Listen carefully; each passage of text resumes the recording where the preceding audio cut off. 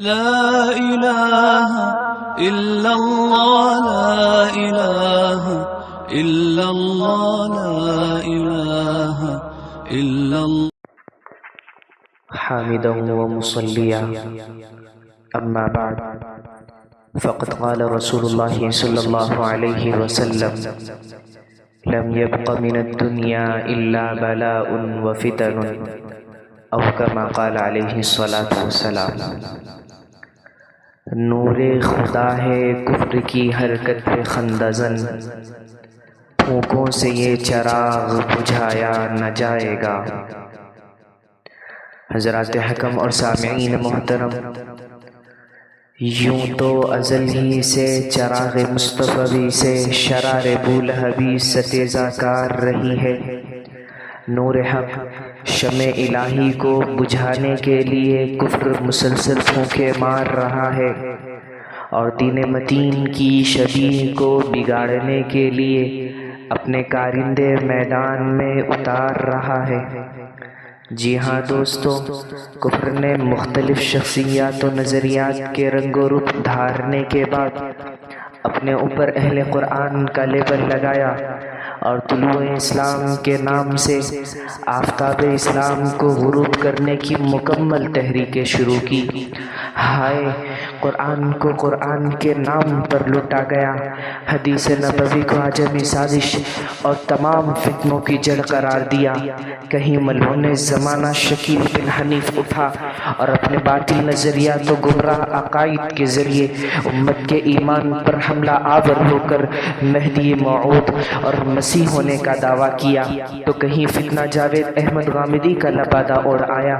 رفتہ رفتہ تحقیق کے نام پر حجت حدیث کا انکار ہوا، سنت صرف 27 نکلی، حضرت حسین باغی اور یزید متحمل المزاج نکلا، تو کہیں گوہر شاہی کے نام سے ایک بدنام زمانہ ہوس پرست بابا اٹھا، جس نے نہ صرف اپنے قول کو نبی کے قول کے مساوی قرار دیا بلکہ ارکان خمسہ کو پس پشت ڈال کر کہنے لگا کہ اصل دین تو صرف ذکر ہے، اور پھر نعوذ باللہ کلمہ طیبہ کو بدل کر گوہر شاہی رسول اللہ بنا لیا۔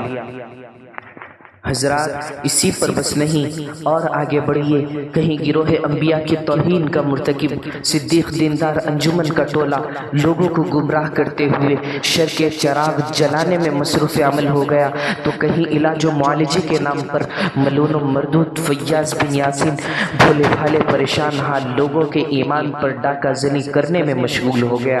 غرض یہ کہ دین کے نام پر الحاد و بے دینی اور روشنی کے نام پر تیرگی پھیلنے لگی۔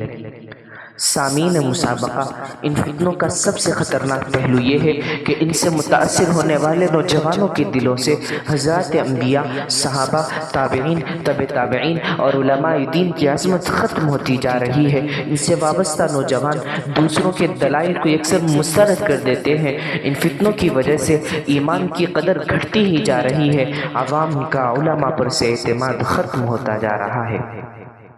چنانچہ ایمان و کفر کے مابین کشمکش کے اس دور میں علماء و فضلاء کی ذمہ داری ماضی کے بنسبت کئی گنا بڑھ جاتی ہے، لہٰذا العلماء ورثۃ الانبیاء کے تحت ضرورت ہے اس بات کی کہ وارثان انبیاء پیغمبرانہ تڑپ اور فکر صادق کے ساتھ امت مرحومہ کی رہنمائی کے لیے کمر بستہ ہو جائیں، امت میں فتنوں سے متعلق شعور بیدار کریں، جمعہ کے بیانات اور درس تفسیر و حدیث میں فتنوں پر گفتگو کرے۔ یحمل هذا العلم من كل خلف عدوله کے پیش نظر رد فرق باطلہ کے میدان کے ماہر علماء کرام کے بیانات طے کریں۔ کلکم راع وکلکم مسئول عن رعیتہ کی ذمہ داری کو انجام دیتے ہوئے اسکولوں کالجوں سے وابستہ نوجوانوں سے فردن ملاقات کر کے ان کے ایمان و عقائد کا جائزہ لیں۔ رب مبلغ او عام سامعین کے مد نظر گلی کوچوں میں چل پھر کر لٹریچر اور کتابچوں کے ذریعے آگاہی عام کرے۔ وَمَن يَبْتَغِ غَيْرَ الْإِسْلَامِ دِينًا فَلَن يُقْبَلَ مِنْهُ کو سامنے رکھتے ہوئے